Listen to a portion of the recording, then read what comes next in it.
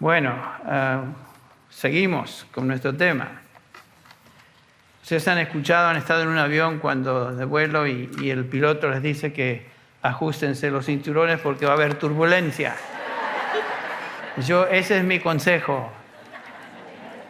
Va a haber pasajes de lo que estaremos cubriendo que son turbulentos. Pero no porque son turbulentos. Es porque nosotros, como dijimos, estamos tan acostumbrados a pensar a través del prisma de la sociedad y lo que es culturalmente y políticamente correcto, que cuando nos confronta algo así la palabra, como que ¿qué pasó? ¿Qué es eso? Y por lo general lo pasamos rápido, pero no vamos a hacer eso aquí. Bueno,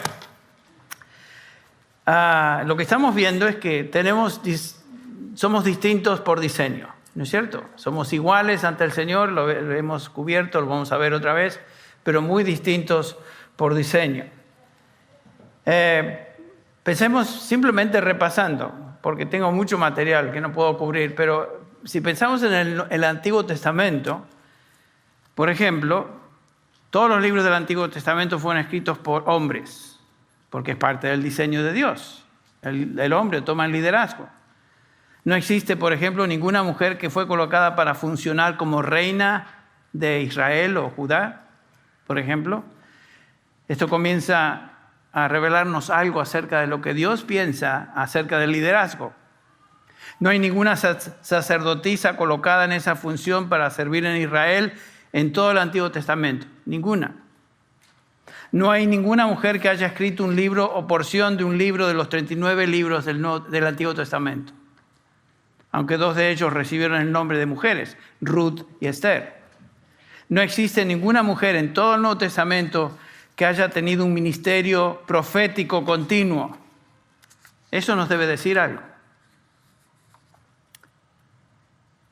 Las mujeres que fueron llamadas a profetizar en el Antiguo Testamento no tienen ninguna comparación con los profetas que Dios llamó para llevar a cabo un ministerio profético continuo, tanto en los profetas mayores como en los profetas menores. Eso es obvio.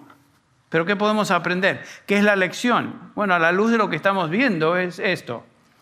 Si no hay mujeres en la categoría de rey, o reina en este caso, si no tenemos mujeres que fueron sacerdotisas, si no tenemos ninguna autora de un libro o parte de un libro en el Antiguo Testamento, si no tenemos ninguna mujer llamada al ministerio continuo de ser profeta, nos damos cuenta que Dios ha diseñado un papel distinto para los hombres en contraste a las mujeres. Y no nos debe hacer sentir mal. Esto es diseño de Dios. ¿Se acuerdan lo que dije? En el comienzo, antes de la caída, tanto Adán como Eva se sentían totalmente cómodos en el rol, en el papel que el Señor le había dado. Él como líder, su esposa como ayuda idónea. Otra vez, no estamos diciendo ni existe la intención de Dios de colocar a la mujer en un lugar inferior al hombre, para nada. Simplemente la Biblia subraya diferencia de papel, diferencia de función por diseño de Dios. Por diseño de Dios. Ninguna mujer del Antiguo Testamento tiene un papel continuo de liderazgo. La única excepción podría ser Débora, una de las jueces. Mientras que Dios en ocasiones limitadas habló por medio de una mujer, ninguna mujer en el Antiguo Testamento, en el plan de Dios, tiene un ministerio de predicación y enseñanza de la Escritura. ¿Qué acerca del Nuevo Testamento? ¿Cambian las cosas? No, lo que vemos en el Nuevo Testamento en cuanto al papel de la mujer es que es totalmente paralelo a lo que ya observamos en el Antiguo Testamento. En primer lugar, tanto hombres como mujeres tienen el mismo valor espiritual delante de Dios. Claramente nos dice Gálatas 3:28, ese es el apóstol Pablo. No hay judío ni griego, no hay esclavo ni libre, no hay hombre ni mujer, porque todos sois uno en Cristo Jesús. Este versículo es clave para entender la unidad espiritual que existe entre todos los creyentes. Somos uno en Cristo. No hay diferencia entre yo y ustedes, o un hombre y una mujer. En Cristo Jesús somos uno. Entonces, ¿de qué está hablando Pablo? ¿Qué quiso decir con esto? El contexto de este pasaje de Gálatas 3 nos ayuda a entender. Dice el versículo 13 de Gálatas 3, Cristo nos redimió de la maldición de la ley, habiéndose hecho maldición por nosotros, porque escrito está, maldito todo aquel que cuelga de un madero. Pero la Escritura lo encerró bajo pecado, para que la promesa que es por fe en Jesucristo fuera dada a todos los que creen. De manera que la ley ha venido a ser nuestro ayo para conducirnos a Cristo, a fin de que seamos justificados por fe. Pero ahora que ha venido la fe, ya no estamos bajo el ayo, pues todos sois hijos de Dios mediante la fe en Jesucristo. Porque todos los que fuisteis bautizados en Cristo Jesús, de Cristo os habéis revestido. Indiscutiblemente el contexto nos enseña que Pablo está hablando de salvación. En ningún momento podemos llegar a concluir que este pasaje nos habla del papel del hombre o de la mujer en el liderazgo en la iglesia, como muchos lo usan para justificar la participación de mujeres en todas las funciones del liderazgo pastoral. Dicen, bueno, ya no hay diferencia entre hombre, mujer, libre o esclavo, etcétera, etcétera. Entonces, ¿en qué consiste la distinción? En un sentido somos todos uno, pero ¿en qué sentido somos uno? En el sentido de salvación. Todos somos uno en Cristo. La única manera de venir a Dios es por medio de fe en el Señor Jesucristo. Tratar de decir que ya no hay distinción de funciones o papeles entre un hombre y una mujer en este pasaje, Gálatas 3:28, sería equivalente a decir que al venir a Cristo Jesús ya desaparecen las nacionalidades y la condición social de cada cristiano. Sabemos que eso no sucede, es imposible. Todo cristiano después de su conversión a Cristo todavía mantiene su nacionalidad, una posición social, una función dentro de su sexo. Ninguno de nosotros cambiamos de sexo porque venimos a Cristo. Es una terrible distorsión de la Escritura hacerle decir a este pasaje que todos somos iguales en nuestro papel. Todos somos iguales en términos de nuestra relación espiritual con Dios a través de Cristo, pero no todos somos iguales en términos de función, papel. No existe ninguna duda que en todo el Nuevo Testamento, hombres y mujeres cristianos somos iguales en términos de nuestra condición espiritual. Todas las exhortaciones del Nuevo Testamento, en las epístolas, fueron dirigidas a creyentes, varones y mujeres. Hay igualdad espiritual en cuanto a nuestra posición en Cristo, nuestras responsabilidades, nuestras bendiciones y nuestro futuro eterno.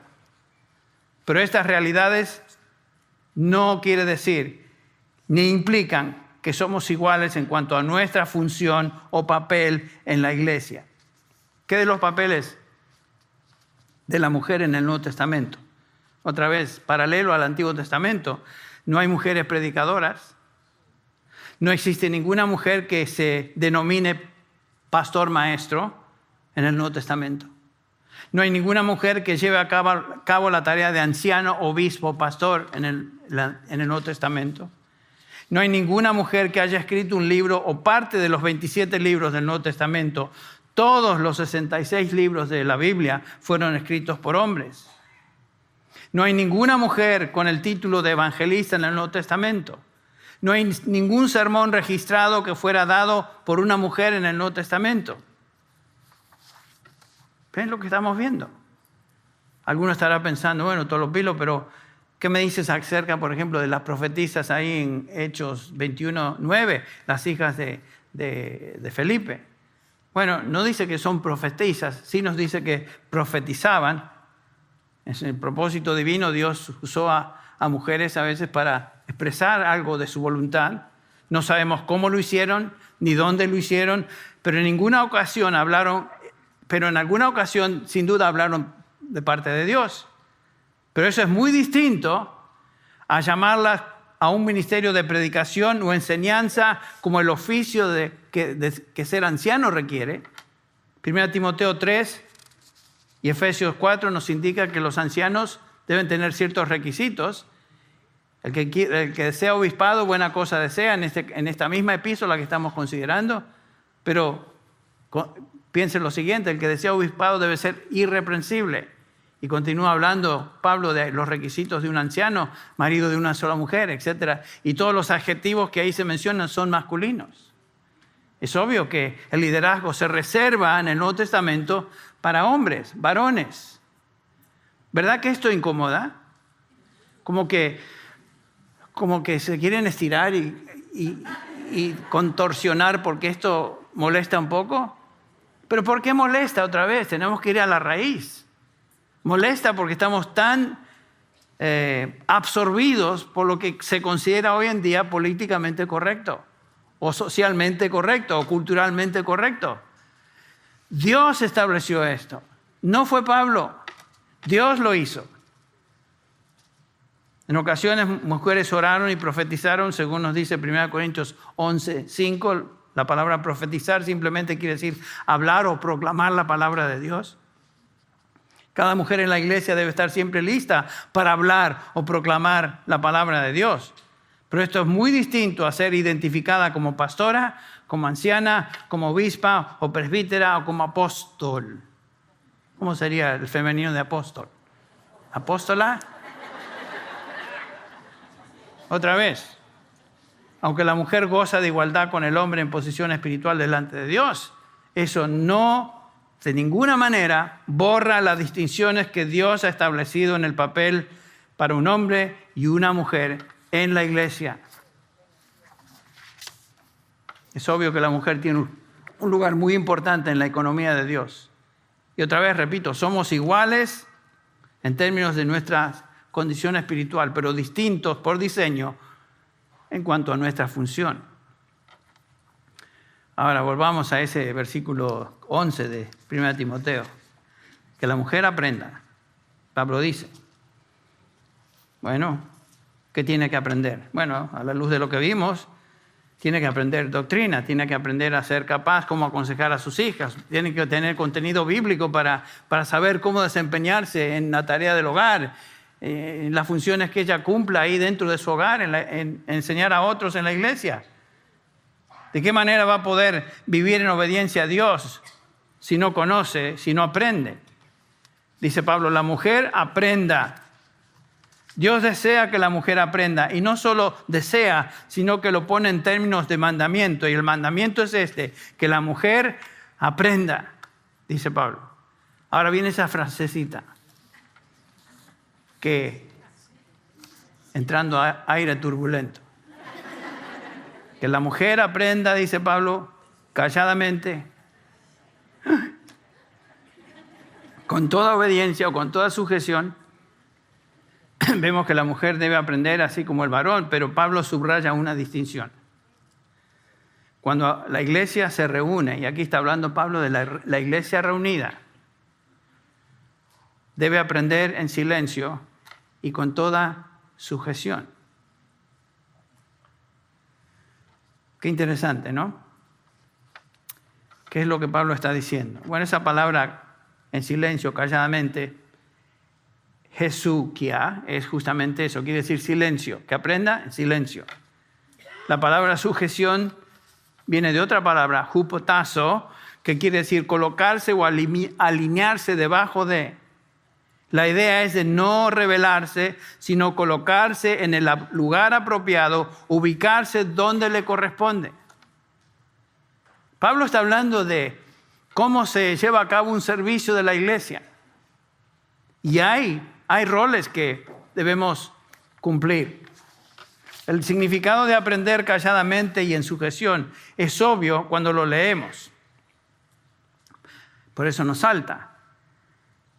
Yo creo que ustedes no tienen este pasaje como fuente de devocional para mañana o no lo han tenido como parte de su devocional. Dice en silencio. ¿Qué quiere decir silencio? Silencio. Sujeción. ¿Qué quiere decir sujeción? Sujeción. Ven que no es tan difícil. ¿Pero qué quiere decir Pablo que la mujer nunca...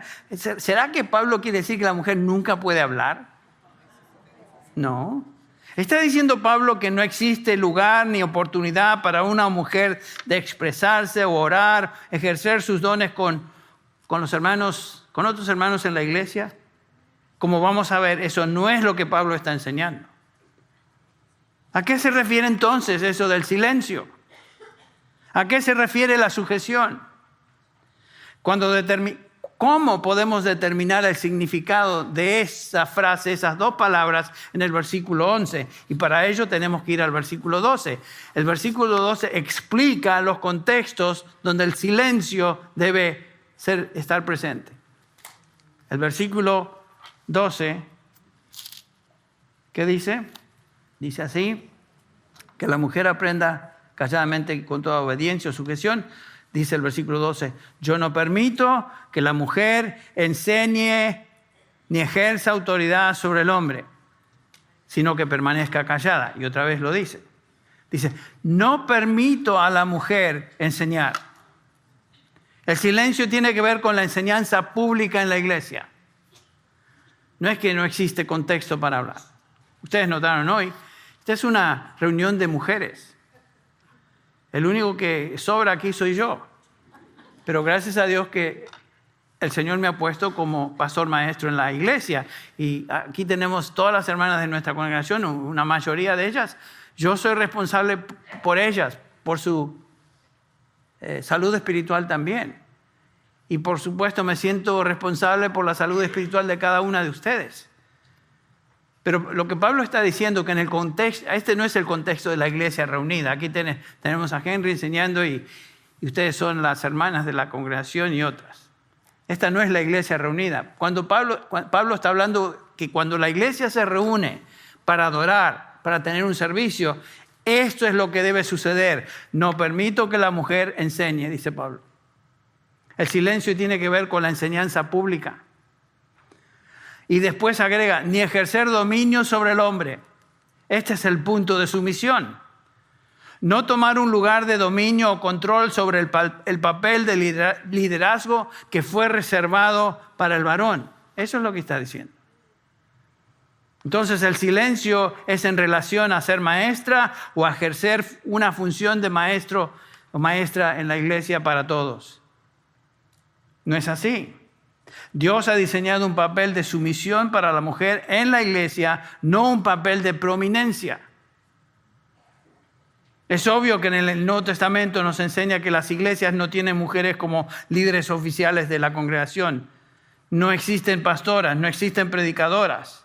Esa función, por diseño divino, le pertenece al varón. Entonces ven que cuando nos disponemos a abrir la palabra de Dios y someternos a lo que dice, tenemos que someternos a lo que dice. Alguien dirá, bueno, pero Pablo no nos da una razón. ¿Será que Pablo era chauvinista? ¿Será que era muy machista él? ¿Cómo que no nos da una razón? Noten lo que dice. No permito que la mujer enseñe. Esa es la razón.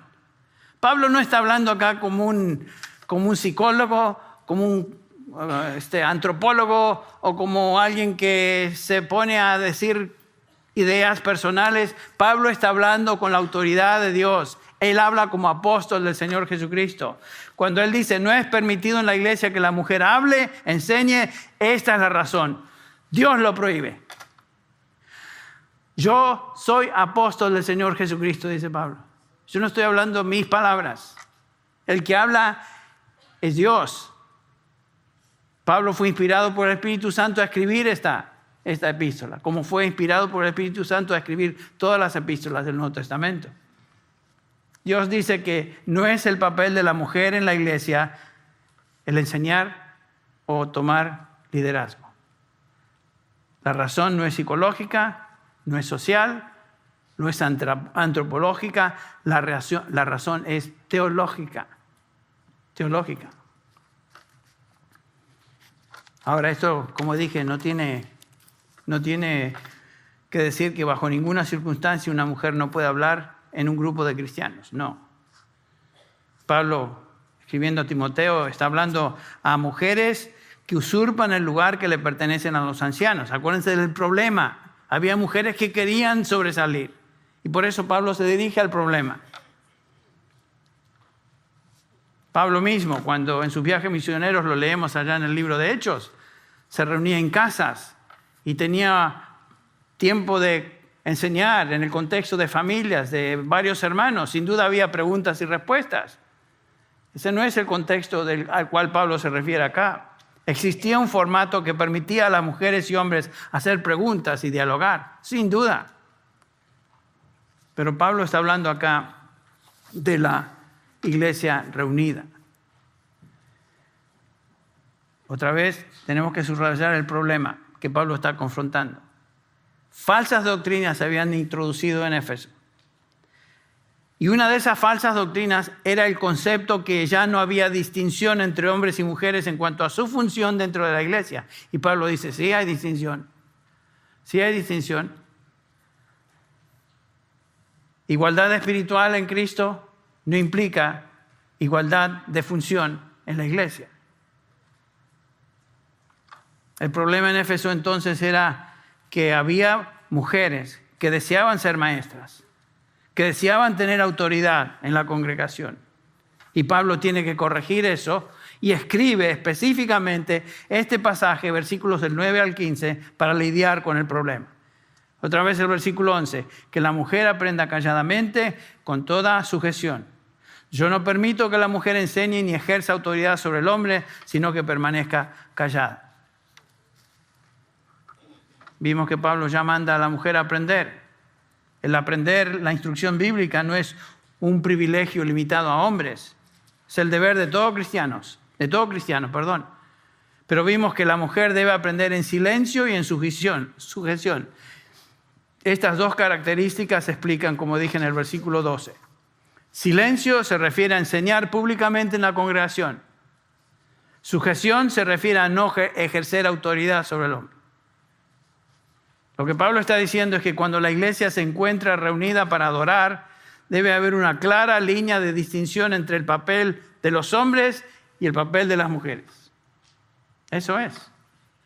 Los hombres fueron llamados por Dios para constituir el liderazgo en la iglesia. Ellos son los que guían en la enseñanza, la oración y la predicación. No es que estamos tratando de ser machistas. En absoluto. Estamos simplemente cumpliendo, siguiendo lo que la palabra de Dios nos enseña. Las mujeres aprenden en silencio y en sujeción. Y la razón otra vez es porque Dios así lo diseñó. Y noten que Pablo expresa eso también en el versículo 13, lo veremos en un instante. Pablo nos da una prohibición muy clara. Como apóstol, no como hombre, no como alguien cualquiera, como apóstol, no permito, dice. Este es un término que se refiere a permitir algo a alguien que deseaba hacer algo. Y Pablo dice, no permito que las mujeres que deseen enseñar lo hagan en el contexto de la iglesia reunida. A eso se refiere. Ese era el problema. Pablo no se está refiriendo a un caso hipotético, sino que ya había en la iglesia mujeres que deseaban hacer lo que él está prohibiendo aquí. Por eso habla de esto. No es que se lo sacó de la manga, de repente se le ocurrió decir algo. Y hoy todavía tenemos el mismo problema en muchas iglesias. Como les dije, no he enseñado yo a una audiencia de solo mujeres, pero he enseñado en muchas conferencias, muchos seminarios a través y a lo largo de este continente, donde había muchas mujeres, pero yo me dirigía a todos. Y siempre ha habido incomodidad en cuanto a esto. Existe hoy. Yo recuerdo en una ocasión, no voy a mencionar el país para que nadie se me ofenda, que había un grupo de mujeres y se me pararon en medio de la conferencia y se largaron, se fueron. Estaba tocando este tema, creo que era Timoteo, 1 Timoteo 2. Ustedes son muy corteses, no van a hacer eso. Pero hoy, sin duda, tenemos ese problema. Mujeres que desean enseñar y predicar y tomar autoridad que no les corresponde. En el contexto de la iglesia reunida. Esto es parte del conflicto, ¿se acuerdan? Que se originó en el jardín del Edén después de la caída. ¿Recuerdan? Lo cubrimos ya. La primera hora. Génesis 3:16. A la mujer le dijo, En gran manera multiplicaré tu dolor en el parto, con dolor darás a luz a los hijos, y con todo tu deseo será para con tu marido, y él tendrá dominio sobre ti. Ya vimos lo que eso significa. Tu deseo será controlar a tu marido como resultado de la caída, pero tu marido te controlará o tendrá dominio sobre ti. Y esa lucha, como resultado de la caída, continúa hoy. Claro. Aún como cristianos, que hemos sido redimidos, tenemos nueva vida, el Espíritu Santo reside en nosotros, todavía nos salta el indio, ¿no?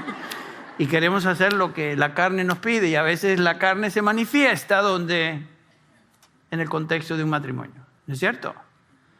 No me miren con caras tan piadosas, yo sé que sucede.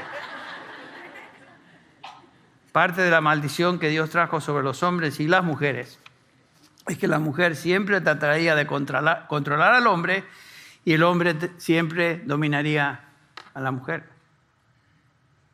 Fíjate que sí. Eso me está pasando en mi casa. Alguna estará pensando. Existe una lucha en una mujer entre el deseo de controlar y dominar, el deseo de controlar y al mismo tiempo poner control a ese deseo. Una lucha. Así como luchamos con los deseos de la carne, cada uno de nosotros.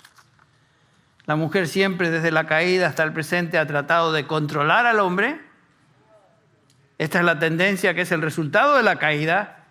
Esta es la causa del conflicto entre esposo y esposa a lo largo de los siglos. Y todo conflicto entre hombre y mujer tiene su origen en Génesis 3. Por eso comenzamos hablando de Génesis 3. Aún en la iglesia esto es verdad. Hay mujeres que no están satisfechas con el papel que Dios les ha dado y desean la prominencia en la enseñanza y en el liderazgo. Ahora, como mencionaba en una conversación que tuve con Esther hace un ratito, parte del problema a veces es que los hombres no están ejerciendo liderazgo, el que deberían ejercer, y hay como un vacío. ¿Y quién se mete en el vacío? ¿Así? Aquí le vamos a entrar entonces. El menso no hace nada, así que me meto ahí. Estoy exagerando, pero ¿por qué se ríen? ¿Por qué se ríen? Se ríen porque hay algo de verdad en eso. Pablo, con autoridad apostólica, o sea, el que habla es Dios, no permito hacer eso aunque lo deseen. Por supuesto, esta prohibición se limita a la reunión oficial de la iglesia. Porque como podemos ver en 1 Corintios 11, 18, pues en primer lugar oigo que cuando os reunís como iglesia hay divisiones entre vosotros. En 1 Corintios 14, 34 dice las mujeres que guarden silencio en las iglesias, o sea, cuando están reunidos, porque no les permito hablar.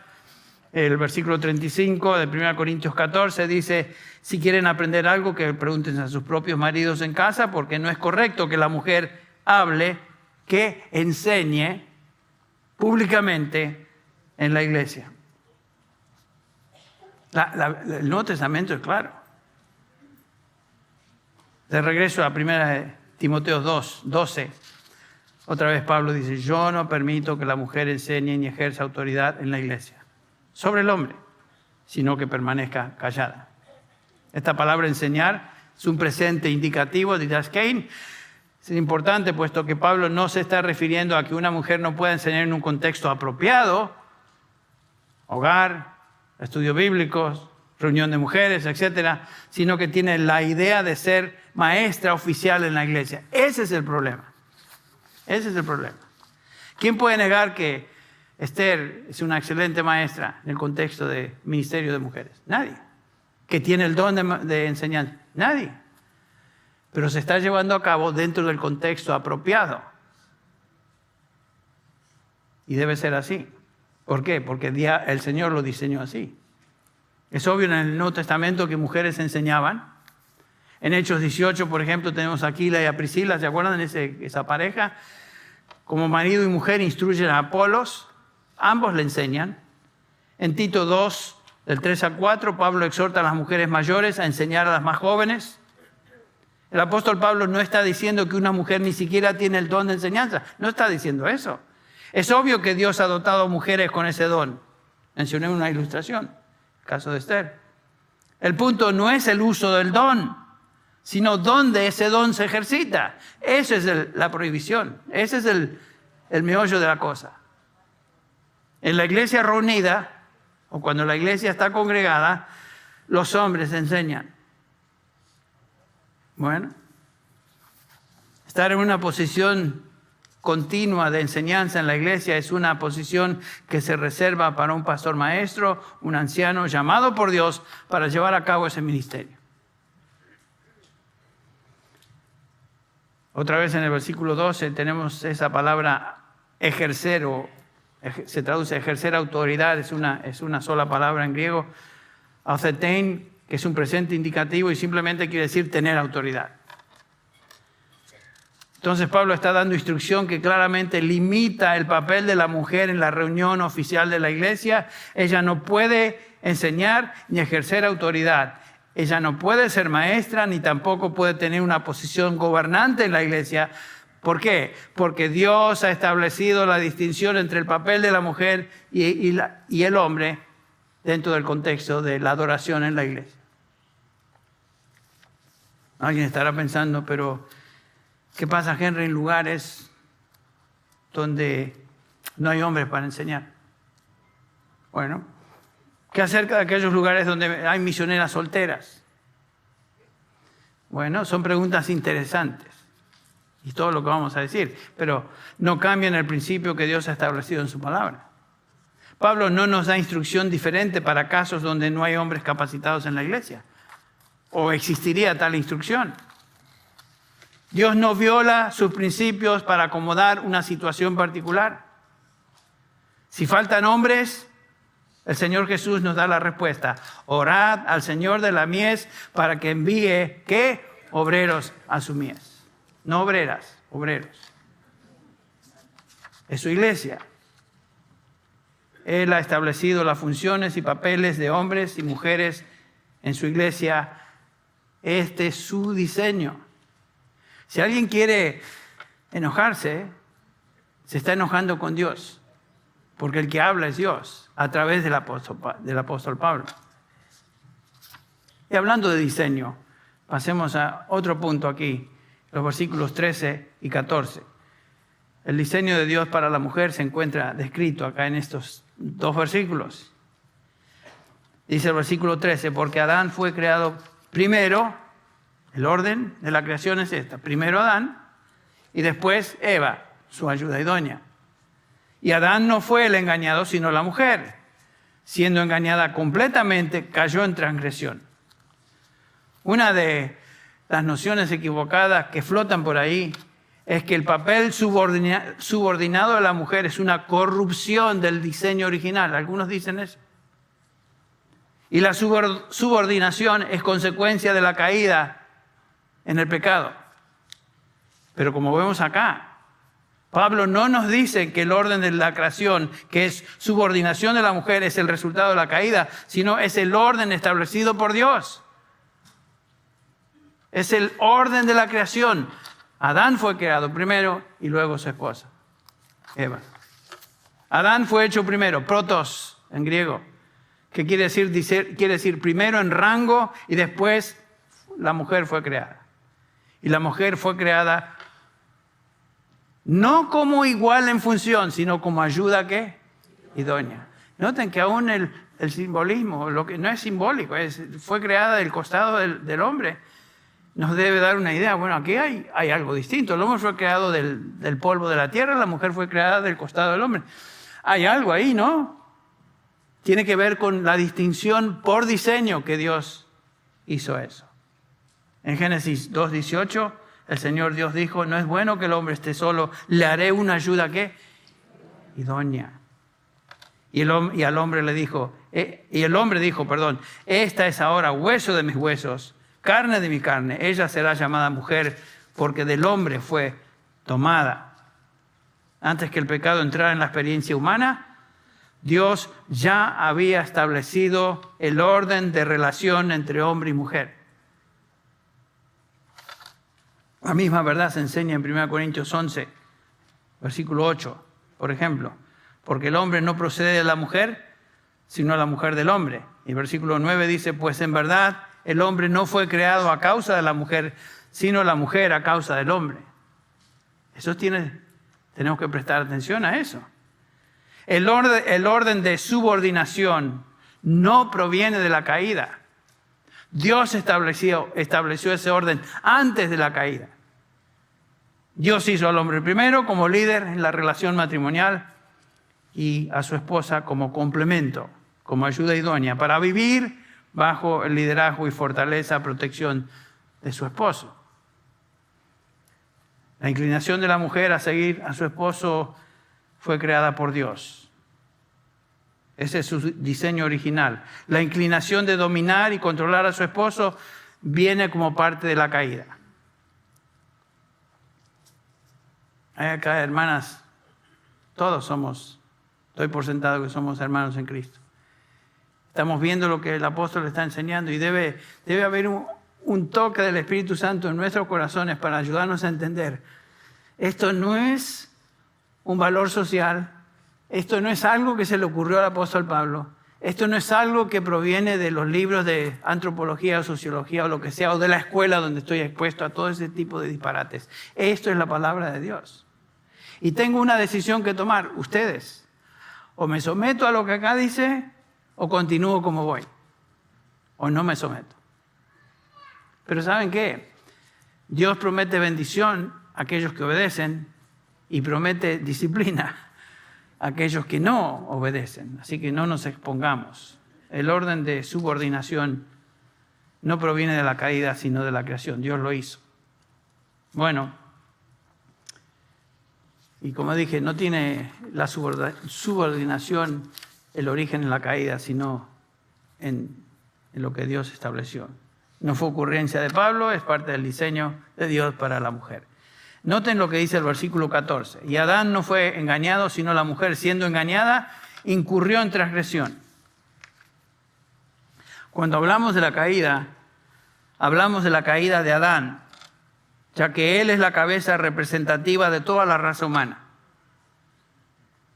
De esto nos habla Romanos 5, versículo 12. Cuando él cayó en pecado, la raza humana fue llevada e incluida en esa transgresión de Adán. Noten, versículo 12 de Romanos 5. Por tanto, tal como el pecado entró en el mundo por un hombre, ¿quién es ese hombre? Adán. Y la muerte por el pecado, así también la muerte se extendió a todos los hombres, por cuanto todos pecaron. Todos nacimos infectados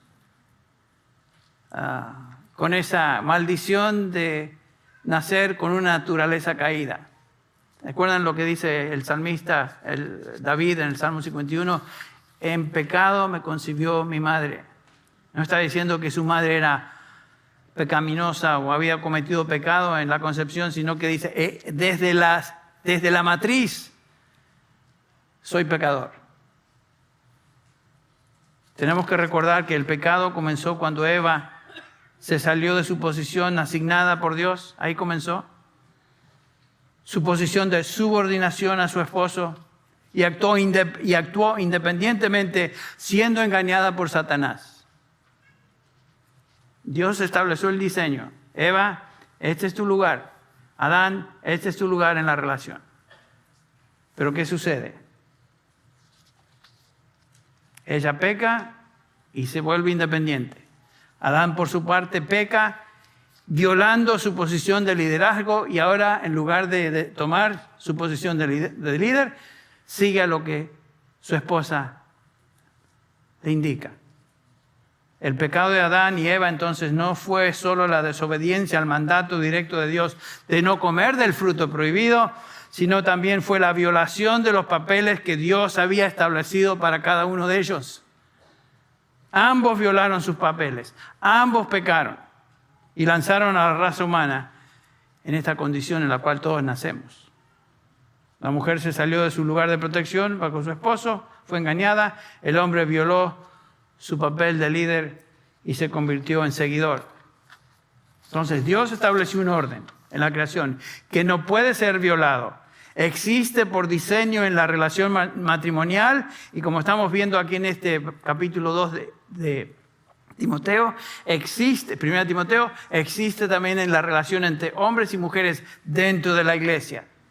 Todo es de acuerdo a un patrón divino, a un orden divino establecido desde la creación. Versículo 13, dice Pablo, porque Adán fue creado primero, después Eva. O sea, Pablo se remonta a la creación y el diseño original y al orden original. Ahora, en el versículo 15 nos habla de la contribución de la mujer, que es el sexto elemento en nuestra lista. La contribución de la mujer.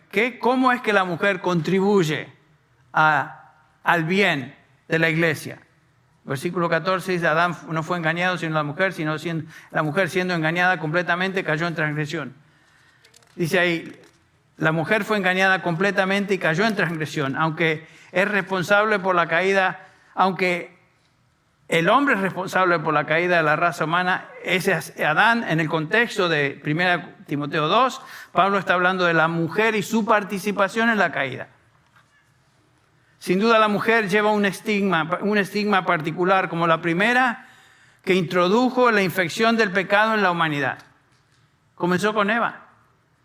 El versículo 15 nos dice que el medio por el cual la mujer puede quitar ese estigma y ser de especial bendición a otras generaciones es esto. Y esta es la clave del versículo 15. Observen lo que el apóstol escribe. Pero se salvará engendrando hijos si permanece en fe, amor y santidad con modestia. ¿Qué es eso? A primera vista es un versículo difícil de entender. Raro. ¿Qué está diciendo Pablo? ¿Está presentando otra forma de salvación? ¿Será posible que una mujer se salve engendrando hijos? No puede ser lo que Pablo está diciendo, porque eso violaría todo lo que todo el Nuevo Testamento y él mismo enseña en sus epístolas. Obviamente Pablo no puede estar hablando de salvación espiritual de una mujer, puesto que eso sería una contradicción absoluta de la salvación, que es por gracia, por medio de la fe. Hay una sola manera de ser salvo. Dice Pablo, Efesios 2, 8 y 9. Por gracia habéis sido salvados por medio de la fe. Esto no es de vosotros, pues es don de Dios. No por obras, aún teniendo hijos, sino por fe, para que nadie se gloríe. La salvación es por medio de la fe en Jesucristo, solamente en Él. Entonces, ¿qué tipo de salvación? ¿De qué tipo de salvación está hablando Pablo en este versículo 15? Cuando dice, la mujer se salvará engendrando hijos. En primer lugar, noten que el tiempo es futuro, se salvará. Este versículo no se refiere a Eva, ya que Eva ya había pasado a la eternidad. Sin duda Pablo está hablando de otras mujeres. Tampoco se refiere a María, como algunos dicen. Como algunos dicen que María fue salvada engendrando a Jesucristo. Esto ya bordea lo absurdo, pero algunos enseñan eso. En griego el verbo permanece está en plural, o sea, permanecen, se refiere a las mujeres en general. ¿Qué está diciendo Pablo? Esa palabra salvar no siempre se refiere a salvación espiritual. A menudo en el Nuevo Testamento la palabra salvar tiene la idea de librar o liberar o preservar. Por ejemplo, en 2 Timoteo 4, 18, la próxima epístola, dice Pablo, el Señor me librará, la misma palabra. En lugar de salvar, dice me librará. El Señor me librará o me salvará de toda obra mala y me traerá salvo a su reino celestial. A Él sea la gloria por los siglos de los siglos. Amén. Pablo está diciendo que aunque la mujer precipitó la caída de la raza y ella lleva sobre sí esa responsabilidad, será librada, será salvada de ese estigma que lleva, de esa responsabilidad que adquirió en el huerto del Edén, como engendrando y criando una simiente de hijos piadosos. Noten eso, qué precioso. Esta no es una referencia a la salvación del alma, no tiene nada que ver con el nuevo nacimiento, con la regeneración. La mujer se salva espiritualmente por medio, el único medio, que es por medio de la fe en el Señor Jesucristo, así como todos nosotros. Pero la mujer se salvará, dice Pablo, de ser permanentemente estigmatizada por su violación en el huerto. Será librada de haber sido engañada y haber lanzado la raza humana en el pecado por medio de la crianza de una simiente piadosa en sus hijos. Qué interesante. La mujer tiene la oportunidad y el desafío de criar hijos que temen y obedecen a Dios. Escuche esto. La maternidad y la crianza de hijos es el papel normal que Dios ha establecido para la mujer. Ese es un papel privilegiado. Obviamente Dios no tiene ese propósito para todas las mujeres cristianas. Según 1 Corintios 7, algunas mujeres no se casarán, nunca tendrán hijos, conocemos algunas. Pero Pablo está hablando aquí en 1 Timoteo 2:15 de una regla general que tiene aplicación específica para mujeres redimidas. La maternidad, en un sentido real, invierte la maldición por la cual la mujer es responsable.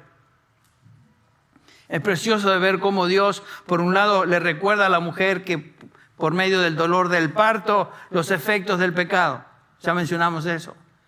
Pero en su gracia restauradora, también Dios coloca a la mujer en una posición de privilegio. Ella trajo al mundo a pecadores, pero ahora tiene la oportunidad de una contribución positiva a la futura generación por medio de la crianza de hijos que amen y sirvan a Dios.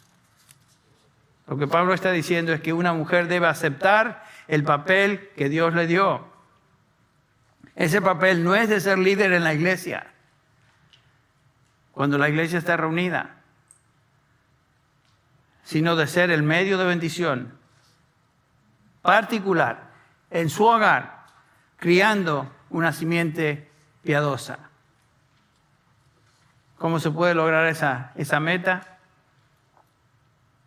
Dice Pablo, se salvará engendrando hijos y permanece en fe, amor, santidad y con modestia.